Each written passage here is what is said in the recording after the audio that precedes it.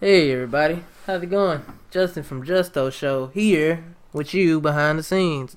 I want to make this video to help you guys out and show you how I go about creating my animations to make them a little smoother, give them a little bit more life, you know.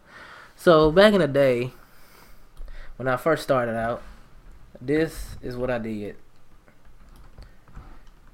Create another keyframe. You can create. You can create keyframes by hitting Control F. So I would do something like this.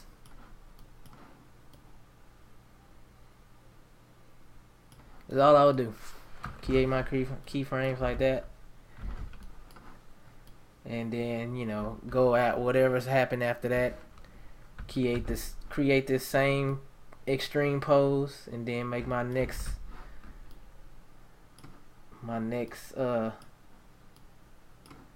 extreme pose, and that would just be it. That's all I did. Well, since he's supposed to be waving, there's not supposed to be nothing like that, so it'll be like this. Do stuff like that. Well, set my loop points. If you want to learn how to set your loop points, if you hit Control left click and Control right click, that's how you set loop points. So if you want to work on one part, that's all you do right there. So this will be an animation. Justin's waving, right? Back down. So I'm gonna create another Justin. I'm gonna turn him off. I'm gonna move him over. Oh wait, can't. Wrong one. Let me actually position him right. Okay. All right. Actually, we don't need to turn him off, so we can't see him. So yeah, make sure this do. All right, this right one. All right, so yeah, I like to animate with my bones turned off because it's. I just like it that way. I don't really use smart bones, which I probably should for blinks, but whatever. So we have this animation right here. He's waving. His hand is putting his hand in the air. Now that's cool and all, but it's boring. So to give it more life, what we're gonna do is we're gonna add breakdowns. Now breakdowns are, well, the whole thing about tweening animation is you have point A, your extreme pose, then you have another extreme pose, and then in between those extreme poses, you have your breakdown. And the breakdown, to sum it up, is how are each of these body parts going to get to their next extreme point. That's pretty much how I look at it. So that's saying like, okay, this arm right here, is it just gonna stay there and go straight up, or do I want it to go up here and then down, or to go here and then up, or do I want it to go down this way and then up? So you can swing it up like that, or you can do it the other way I just did. That's what the breakdown is. And then everything between these, like everything in between these little dots, these keyframes, are the in-betweens. Now, apparently in traditional animation, they had like the new animators doing this, and yeah. So with technology, we don't really have to worry about the in-betweens, but the keyframes and the breakdowns, that's what you should worry about. Mostly the keyframes, though. The keyframes, if you work on building strong keyframes to tell stories, then you can do great things. That's something I'm still trying to learn when I do my animations now. It's like I want it to be to where you can be able to look at just that one frame and be able to tell what he's doing. That's, if you can do that, then you cold. You a beast. But so I want his arm to go up. So I'm gonna go back to what I did at first and put it up here first, and then it'll go out like that, like he's raising his hand, like, "Oh, I know the answer." But like I said, I can also go this way too, where he's just waving at somebody. So he's like, hey. Now, if you do it this way, I'm adding drag to his arm. So that's why his arm isn't doing anything. That's drag. And if I do it this way, I also have to do it to this hand. And I use this bone transform tool. I think that's what it's called. Will you show me? You're not going to show me? I guess you don't want to show me. Ah, there you go. Yeah, transform bone. There's manipulate bones. If you do manipulate bones, it does the whole thing. But transform bone, it just take care of one bone. That's kind of like fine tuning. You can fine tune your bone. So like this hand right here, since I'm giving it drag, I want this position to be, I'm taking care of this line. You know, I'm taking my time to take care of that line. So when it's coming up, you see it dragging, and then when it gets here, it's going to be up. And then I got to come up here, and I want to fix this too, because I kind of want it up. Yeah, you can also do some foreshortening. I learned about foreshortening, which is pretty awesome.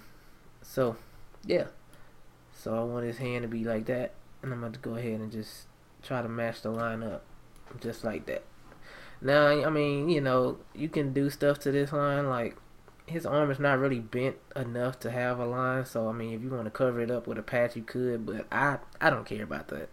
I'm not too picky on that, so that's fine with me. So yeah, look. So now we're going from here. Hit the breakdown, and then his arm starts to go up. Like, hey, and his hand. You can see it all in his hand. If you look at his hand, it goes to the next position. So that's how you get. It looks better. Now I know it's hard to see because it's just, you know, slight movement, but compared to, let me get this out of the way. I can actually move this over here, make it bigger. Compared to the first one, it's not much difference, but it's more entertaining, you know. And look, like this keyframe right here, it's not as strong as this one. It's just more like but this one it's like, oh, I know the answer. So to make it even more interesting, I would do this arm, and then I would do the next arm. So the next arm is going back. You can actually pull this out to create some drag if you want a really cartoony effect.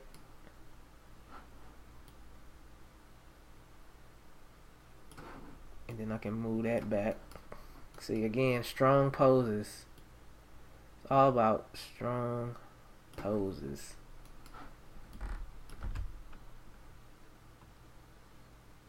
See how this is a little boring. This one is more interesting. And then to make it even more interesting, give him some more life. Since his whole body and his head is going forward, you try doing that and stopping. Your head goes back. When you go forward, your head goes back. When you stop, your head, you know, goes forward past your body. So we're gonna give his head some drag. Gonna pull it back slightly, and then look at it now. You see how more entertaining that is? Interesting, I should say. Now the only thing is now that's left to do. He's not a rock, so, or something like stiff. We're not hitting a wall. You know, when you stop, your bones just don't lock in place. So now we have to add what we call overshoot. And if you go past your extreme, Control F, you create the same keyframe as this frame right here. And now what we're gonna do is we're gonna turn on our onion skin. I mean, if you can do it without it, that's fine. But I'm gonna turn on my onion skin because I want to see where I'm going. So I'm turning on the onion skin. This I think we can do selected layers on, yeah. Now, relative frames, if you have this unchecked and you click here, it's just going to stay on that frame. So it's going to lock that frame in place until you pass it, then it turns red. Green is front, red is behind. It's funny because this is the start, even though it's green, and red is the end. So that might kind of throw you off, but those really don't have anything to do with each other. That's just the loop points. So since I'm going here, I want to, and I'm going this way. So when I stop, I want everything to continue going this way on this frame. So we're going to pass up where we're going to be. So I'm going to push him forward like that. Let's see, and then this arm down here is going back. So I'm going back that way, the opposite way.